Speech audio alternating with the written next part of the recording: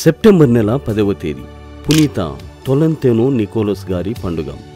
పునీత తొలంతేనో నికోలస్ గారు వృద్ధాప్యములో ఉన్న తల్లిదండ్రులకు దైవవరంగా జన్మించారు. చిన్ననాటి నుండే తన పవిత్రతను కాపాడుకుంటూ పునీత అగస్టిన్ సభలో చేరి విచారణకర్తలుగా అభాగ్యులను, నేరస్తులను పరామర్శించి స్వార్థను బోధించేవారు. వీరి సేవా దానధర్మాలు, సువార్త ప్రబోధములు ప్రజల కఠిన హృదయాలను మార్చి జ్ఞానస్నానాల ద్వారా వేలాది మందిని క్రీస్తు వైపుకు మరల్చారు.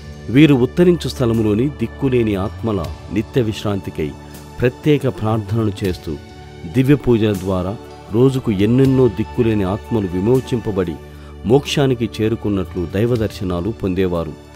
నిస్వార్థ సేవలందించిన వీరు పరమపదించగా వీరి మృతదేహాన్ని దేవాలయంలో భద్రపరచడం జరిగింది.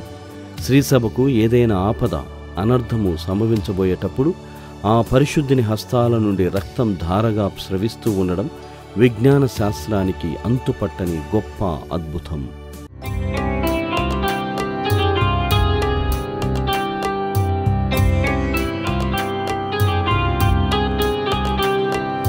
పునీత నికోలస్ గారు